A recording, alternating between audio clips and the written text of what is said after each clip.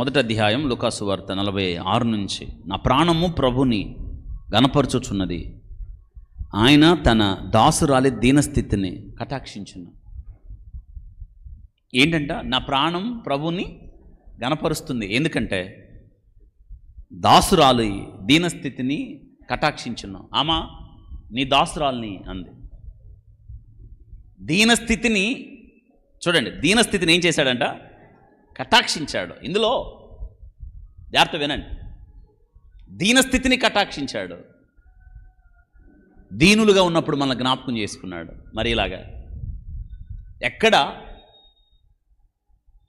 Asia ఖండం, ఎక్కడ పాలస్తీనా దేశం, దెన్ ఇంకా మించి చూడండి యూదయ, గలిలయ, సమరయలో ప్రత్యేకంగా ఆమె ఉన్నది ఎక్కడంటే నజరేతులో. మంచిది కాదు ఆ ఊరు. అందుకే నతనీయులు అంటున్నాడు, నజరేతు నుండి మంచిది ఏదైనా మంచిది కాదు కదా నజరేతు. అడుగో నజరేతు నుంచి ఎన్నుకున్నాడు దేవుడు. నజరేతు చెప్పుకోవడానికి ఏం లేదు. నజరేత్ అంతా రాతిమయం, నజరేత్ అంతా కూడా ఆ దారిలో బందిపోట్లున్న దొంగలమయం. వింటున్నారా? దీనురాలు అని చెప్తున్నామా? దాసురాలుని ఆయన దీనస్థితిని కటాక్షించను. అద్భుతం. అందుకే నేను ప్రభువును గనపరుస్తున్నాను అందామా. కటాక్షించాడు ఆయన. అందరు చెప్పండి, ఏం చేశాడు? కటాక్షించను. వాస్తవంగా ఆయన మనలను కటాక్షించున్నట్లు, ఆయన కనికరమును మనము కోరునట్లు ఏ స్థితి లేదు మనకి. ఆయనే వెదకని మనకు దొరికాడు ఆయన. 38 సంవత్సరాలు బెతెస్దా కోనేరు దగ్గర అక్కడే పడి ఉన్నాడు. 38 సంవత్సరాలు. ఒకసారి ఆలోచించండి. ఎందుకు వచ్చాడంటే స్వస్థత కోసం, బాగోదామని వచ్చాడు. బాగాల దేవదూత వచ్చి నీటిని కదిలించినప్పుడు మొదట ఎవరు దిగునో వాడు ఎట్టి వ్యాధి గలవాడైనా బాగవుతాడు. ఇది సూత్రం.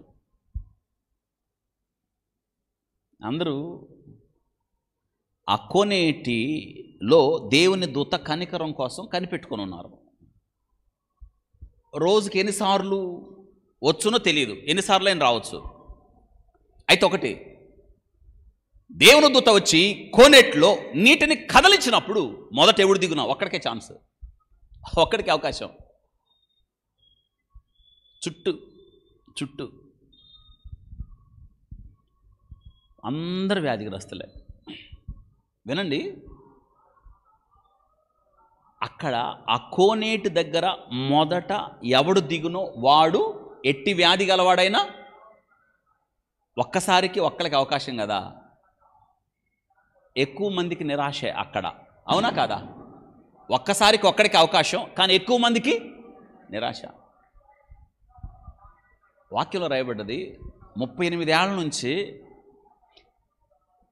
దేవుని దూత వచ్చి నీటిని కదిలించినప్పుడు శబ్దం రాగానే పాపం ఆ పక్షవాయువు కలిగిన వాడు వస్తున్నాడు. దేనిలో దిగడానికి?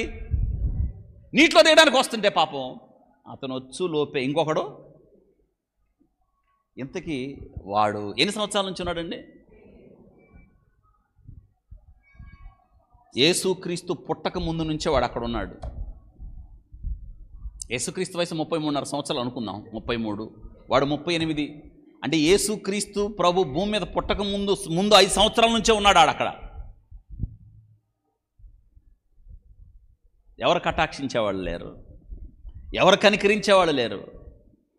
అతన్ని తీసుకెళ్ళి నీటిని కదిలించినప్పుడు నీటిలో దించడానికి వాడు అంటున్నాడు, నాకెవరు లేరు.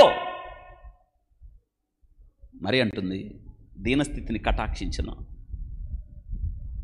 బెతెస్దా కోనేరు దగ్గరికి వాడు అప్పటికి బహుకాలము నుండి అక్కడ పడి ఉన్నాడని యేసు ఎరిగి ఆ ఒక్క వ్యక్తి కోసం వచ్చాడండి ఆయన. మీకు గొర్రెల గుమ్మాలు చెప్పానా? అందులో మొట్టమొదటి గుమ్మం ఏంటి? ఆ గుమ్మం దగ్గర బెతెస్దా అనబడిన కోనేరు ఉంది, దానికి 5 మంటపాలు ఉన్నాయి. ఆ కోనేరు దగ్గరికి గొర్రెల ద్వారం గుండా లోక పాపములు మోసుకొని పోవు దేవుని గొర్రెపిల్ల. వాస్తవంగా ఆ గొర్రెల ద్వారం గుండా ఎవరు వస్తారంటే బలికి కావలసిన గొర్రెపిల్లను తీసుకొచ్చేవాళ్ళు. అందుకే దాన్ని ఏమనేవాళ్ళు?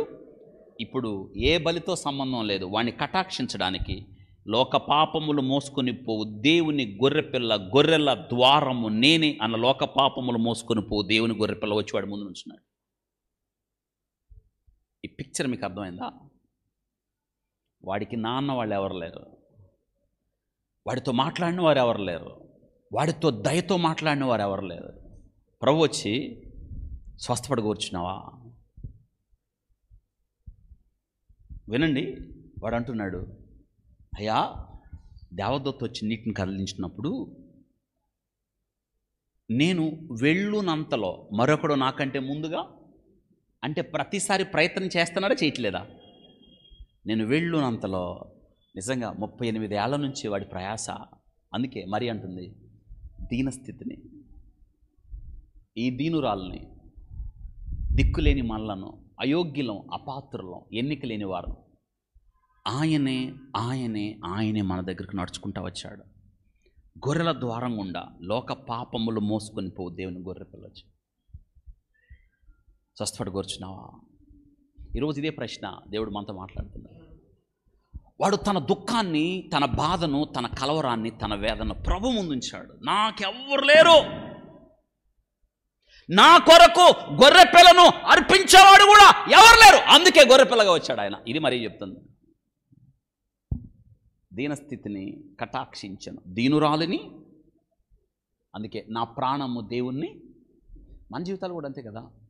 లే, నీ పరుపెత్తుకున్నాడు, వాడు లేచి పరుపెత్తుకొని 38 సంవత్సరాల నిరీక్షణ ఫలించిన వేళ, కోనేరుతో కాదు, కోనేరులోకి దిగడం వల్ల కాదు, ఇదిగో మాట, ఆయన మాటలో ఏముంది? స్వస్థత ఉంది. ఆయన మాటలో జీవం ఉంది. ఇప్పుడు ఆయనే ఈ వ్యక్తి కొరకు కోనేరు అంటే బెతెస్దా, కరుణా గృహం, నిలువెత్తు కరుణ, యేసుక్రీస్తు ప్రభువారు ఆ కోనేరు శరీరధారిగా నిలిచిన వేళ, లోక పాపములు మోసుకొని పోవు దేవుని గొర్రెపిల్ల, గొర్రెల ద్వారము గుండా వచ్చిన వేళ లేని పరిపెత్తుకున్నాడు. అంటే అర్థం ఏంటో తెలుసా? నీ కొరకు బలి అవ్వడానికి సిద్ధమయ్యాడు ఆయన. ఇదే మరీ చెప్తుంది. దీనిలో ఇంత అర్థం ఉంది. నా ప్రాణము దేవుణ్ణి ఏం చేస్తుంది? మహింపరుస్తుంది. నా ప్రాణము దేవుణ్ణి. మన జీవితాల్లో కూడా ఈ దినాన దేవుడు చేసిన కార్యం మన జీవితాల్లో కూడా, అయోగ్యులం, అపాత్రులు, ఎన్నిక లేనిము, దీనులో, దిక్కుమాలిన వాళ్ళం, పనికి మాలిన వాళ్ళం, దుమ్ముతో ధూళితో సమానమైన వాళ్ళం, నిరీక్షణ లేని వారం, ఎటుబడితో తిరుగుతున్న వారం, మనలను కటాక్షించి ఈ దినాన ప్రభు సన్నిధిలో నిలబెట్టుకున్నాడు, సాక్షులుగా నిలబెట్టుకున్నాడు. అందుకే ఆమె ఒక మాట అన్నది మరియా. ఆ మాట చూడండి ఎంత అద్భుతమో.